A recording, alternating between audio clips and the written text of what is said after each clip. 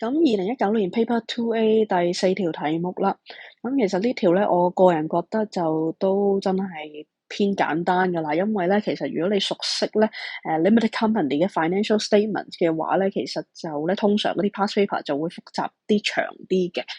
咁但係就好事啦，咁簡單就最好啦，咁所以我哋都可以講一講啲重點啦。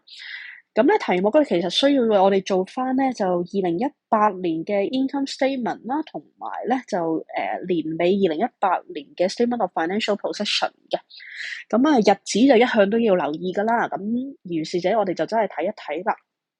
咁咧point one 嚟講咧就冇乜特別啦，即係個 closing inventory 就俾翻大家，咁大家就可以計翻個 cost of goods sold啊，或者就知道個最新嘅 inventory 數值啦。咁而 point two 咧就話啦，喺呢一年入邊咧就俾咗個保險費就36,000蚊，咁而保險費咧就會係 admin expense 嘅其中一個 item 嚟嘅。咁係咪叫你即係記錄翻俾保險費呢個動作咧？咁就其實唔係嘅。咁反而咧，其實題目咧其實係想強調個日子嘅問題啊。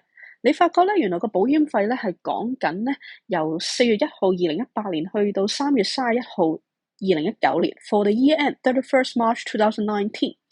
咁而你心水清嘅話，就同我哋本身做緊嗰個財政時段就唔太一樣嘅。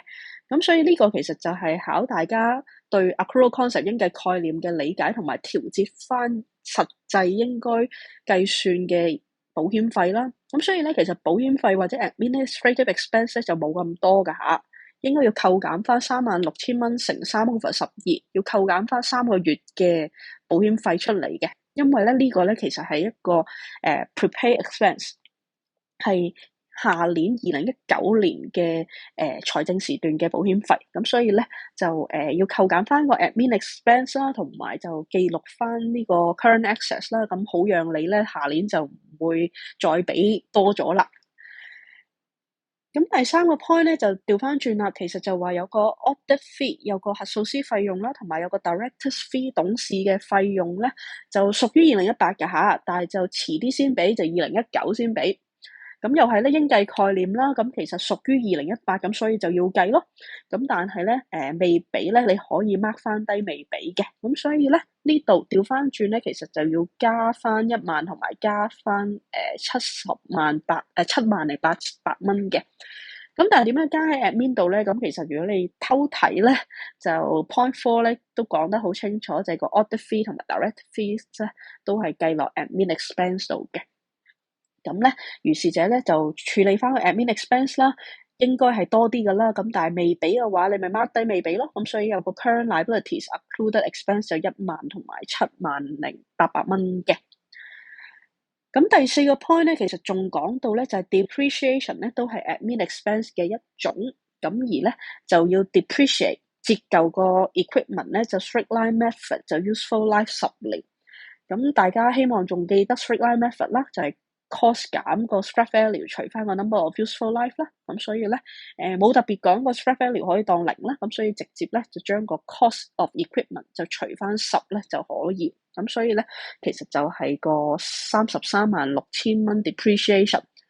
咁又係啦，即係記錄翻個支出啦。咁而咧應該咧就會咧另一邊廂咧 double entry 咧就會令到個累積折舊都會多咗嘅。咁所以咧除咗呢個累積折舊咧係11640之外咧，就仲有呢個3363嘅。咁而咧呢度嚟講咧個答案就有少少簡化咗啦。其實呢度應該係計緊個 equipment 嘅 net book value 嚟噶啦。咁所以咧就個 equipment 本身值33640啦。咁扣除咗本身個累積折舊啦，但係其實個累積折舊應該係再多啲嘅，因為今年都有折舊嘅。咁所以最後呢個 equipment 嘅淨值咧，其實就只係得咁多啊，即係18643.0。咁而 point five 咧就講到個債券嘅問題啦。個債券咧原來都幾特別嘅，咁就係5月1號2018年咧就發行啦。咁咧而即係2年之後咧就會到期，咁到時候就還翻個本金俾人咯。咁咧而個利息支出咧就係都要去定期咧去俾翻投資者啦，因為咧其實咧投資者都係借咗錢俾我哋，咁定時定候俾翻個利息人都係好合理啦。咁而呢個 point 其實想講乜咧？其實你發覺咧個數簿明明已經有債券啦，其個數簿亦都記錄咗呢個債券嘅利息啦，咁仲有咩好記錄咧？係咪啲數錯咧？咁你 check 真啲嗰啲數又好似幾合理喎，因為其實如果5月1號個債券出世嘅話，咁第一次發放利息咧應該就係2018年嘅10月31號啦。咁而計一計咁就好似都啱啊，12,000蚊利息係 OK 嘅喎，咁樣。咁但係咧個 point 咧其實就係咁11、12月個利息咧，11、12月咧個利息咧其實就會遲啲先發放啦，因為咧之後又會再發放利息嘅。咁但係咧11、12月咧係屬於2018年啊嘛，咁所以咧其實即使咧你話遲啲會俾翻嗰個利息之外咧，但係其實都要計算翻喺2018嗰個 income statement 度嘅。咁所以咧其實咧呢度又係考大家應計概念，其實債券嗰個利息咧其實咧應該係咧16,000先啱，就唔係12,000嘅，咁就應該多啲嘅，因為應計概念。咁你話遲啲俾冇問題，咁你咪 mark 翻遲啲會俾咯。咁所以咧，而家我哋係爭緊人哋咧2個月嘅利息支出，喺年尾嘅時候，我哋係爭緊人哋嗰2個月11、12月嘅利息支出。咁所以個 accrued expense 咧，其實咧係會再多少少嘅，爭4,000蚊就要清還翻債務俾人嘅。咁而亦都完成咗 point 5。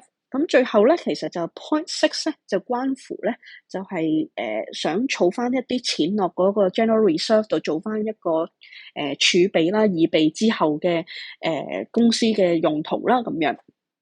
咁其實呢度咧就唔係一個支出嚟嘅，因為呢度咧純粹係即係公司咧就想去儲翻個錢，係去應對未來嘅狀況。咁所以咧，其實大家如果記得咧，即係一個financial statements of limited company 咧，其實 income statement 嗰度咧，其實可能咧係會有個 appropriation 嘅部分。原來咧，我哋計完啲收入支出啊，計到 net profit 之後咧，其實咧我哋可能咧就會都要處理翻咧嗰個net profit 嘅問題嘅。咁你賺到錢，咁啲錢攞嚟做乜咧？咁其實咧題目咧就話咧有一啲錢咧係會儲落個 general reserve 度。咁所以咧，我哋咧如果你真係畫埋個 appropriation 個部分出嚟咧，其實咧你就需要扣減翻呢個40,000蚊咧，就儲落咗個 general reserve 度。咁於是者呢個 general reserve 咧，咪多咗錢咯。咁本身咧就應該冇 general reserve 嘅，咁所以咧於是者咧就直接咧 general reserve 咧就會多咗40,000蚊，就係喺呢度而嚟噶啦。咁你話剩翻嗰啲錢咁點樣咧？咁其實做完 income statement，咁你亦都話有部分嘅錢就想儲起佢。咁剩翻嗰啲錢咧，嗰11,080蚊咧，其實咧我哋話咧呢啲就係一啲嘅剩餘嘅 profit 啦，係 retained profit for the year，係2018年賺完錢之後，你可能再儲一啲錢，派咗啲股息之後咧，剩翻嗰啲咧就係叫做 retained profit for the year。2018年原來剩餘嘅profit咧就係11,080。咁呢個數咁，既然叫得做 retained profit，咁你咪擺翻落 retained profit 嗰度咯。咁所以咧，其實咧 retained profit 咧喺 statement of financial position 嘅時候咧，其實咧就已經係去到197,450噶啦。本身咧就係個 retained profit 咧，根據題目咧就係186,370嘅。咁但係咧，正如頭先所講，即係我哋咧有一啲錢咧係今年咧係賺到，咁而儲埋啲錢之後剩翻咧就11080嘅，咁所以咧就有埋剩翻嘅 retained profit 啦，咁所以個 retained profit 咧最後就去到即係197,450呢個數。咁咧基本上所有 point 咧都 go through 晒啦，咁但係即係就唔咧逐個 item 咧成個 financial statement 去講解啦。咁但係簡單嚟講啦，即係 income statement 你會寫翻啲收入啊、支出各樣嘅嘢啦。咁但係大家咧可能就要記錄記住咧，尤其是 appropriation 嗰個部分啦。其實咧原來即係公司賺到錢之後咧，嗰筆錢點樣處理咧，都係一個問題嚟嘅。咁你可以儲起佢啦，你可以派發股息啦，或者你可以有其他嘢。咁而剩翻嗰啲就叫做 retained profit for the year。咁而呢個數咧就會令到個 retained profit 咧可能就會增加嘅。咁當然啦，如果 retained loss 就會減少啦。咁而咧retained profit 啊、general reserve 啊呢啲咧，其實都係股東嘅錢嘅一部分啦。咁其實都係屬於股東嘅。咁所以咧，其實咧連埋咧股東本身嗰個投資咧個股票咧，咁其實呢度就係形成個capital 啦，或者我哋呢度就叫做個 equity 啦，即係股東嗰個權益啦咁樣。咁所以咧，基本上就assets 咧，即係大家應該就比較熟習噶啦，liabilities 亦都寫翻晒啦。咁最後咧，連埋咧頭先我哋講嘅股東嗰啲嘅權益個 capital 啦，不過就由唔同嘅部分去組成嘅話咧，咁你寫翻好晒所有嘢咧，應該個 statement of financial position 都可以處理到噶啦。